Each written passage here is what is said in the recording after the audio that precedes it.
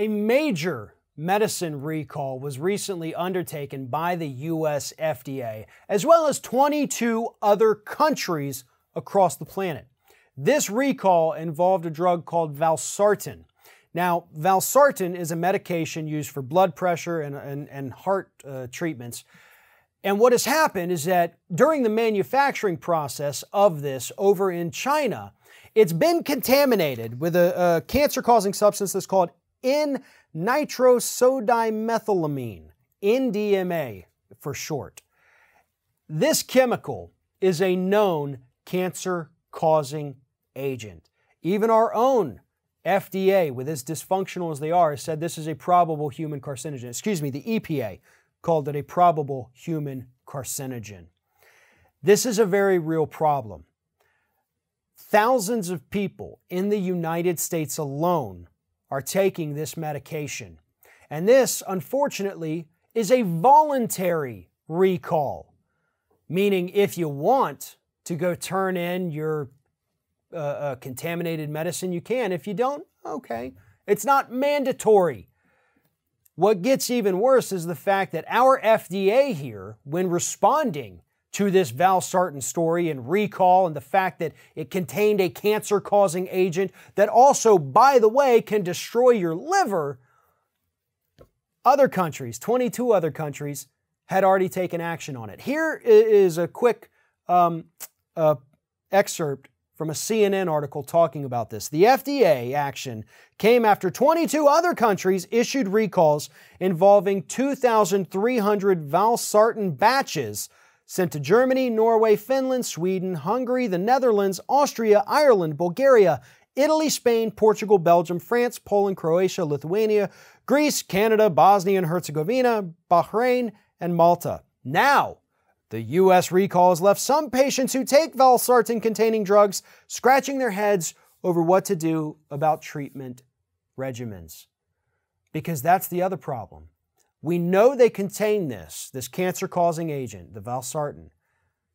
But because of what this medication does for patients, blood pressure, heart medication, they can't stop taking it until they go see their doctor and either get approved to come off it or get a prescription for something else. So not only do these people now know that they're taking a medication that could easily give them cancer or severely damage their liver, causing fibrosis or several other liver conditions here, tumors on the lungs, they have to keep taking it until they go see their doctor because the risks of stopping it suddenly are too great. So once again, we have a failure from the companies here that are involved. Major Pharmaceuticals, Sulco Healthcare, and Teva Pharmaceuticals Industries. Major failure on their part to catch the fact that this chemical had contaminated these batches of heart medications. But now the people who understand the risks still have to try to get an appointment, go speak with a doctor, and make sure it's okay for them to be switched to a different medication. And in some cases, it may not be. So they would be stuck taking this medication that they know causes cancer or liver damage or tumors all over the body. This is yet again another failure of both our regulatory agencies who, again, ours only jumped on this after 22 other countries came forward and said, we're going to do something about this. Finally, the US FDA said, okay, we'll do something too. But more importantly, it's another failure from Big Pharma. They ship production overseas. They let this drug be made over there so they don't have to worry with it, maybe not face our regulators. This is a generic drug, so there's far less scrutiny. They bring it back over here. Don't pay attention to the fact that it's contaminated. They let people get cancer because of the chemicals inside of it, and nothing happens to them. That's the worst part. Nothing happens to them. Nothing happens to these pharmaceutical companies. They don't go to jail. They don't get pinged. They've already made a ton of money off it, so whatever happens, fines, lawsuits, they're still going to end up making a profit. The only thing we can do at this point is make sure that that profit is a lot lower than it should be so that they know destruction of human lives isn't worth it. And the only way we can do that, like so many other things in this country, is through the court system. because we can't depend on companies to do the right thing. We can't depend on the regulatory agencies to catch these things. And we can't depend on the politicians to do anything about the problem.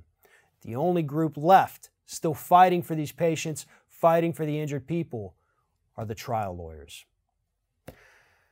Here's another thing. I got to circle back to Donald Trump real quick because this story is just absolutely outrageous. Politico ran an article earlier this week basically commemorating the one-year anniversary of General John Kelly becoming Donald Trump's chief of staff, but also to make a few points about how ineffective John Kelly has been since joining the Trump administration. And that's something we all knew, right? We were promised John Kelly was going to come in a year ago. He's going to be the adult in the room. The tweets were going to stop or at least cut back a little. The Fox News watching was going to stop. None of that happened. And so John Kelly, by every possible measure, has been an abject failure with his role as Donald Trump's chief of staff. But according to this Politico article, talking to staffers inside the White House, not only has Kelly been ineffective, but he's given up. He doesn't care anymore. He knows he can't control Donald Trump. He can't change his behavior. He can't even direct him on how to run his White House because there is actually a more powerful advisor speaking to Donald Trump every day.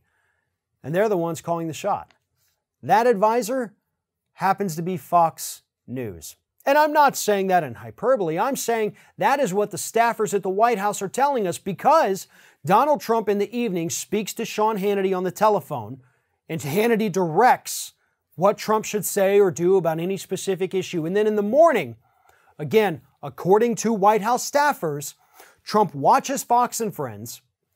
That show ends, he comes out, he comes down, and he dictates what meetings they will have that day on what issues based on what Fox and Friends talks about that morning.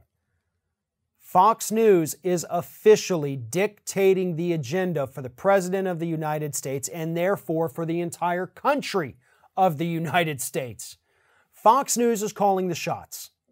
And if that doesn't terrify you, then you're not familiar with the history of Fox News. This hate-mongering network that spews lies all day long, they're the ones who have the president's ears. And if they have a specific agenda they want to push, which they do, they know that all they have to do is tell Sean Hannity to mention it in his phone call or have those idiots at Fox and Friends talk about it in the morning, and soon enough, it'll be on the president's official agenda.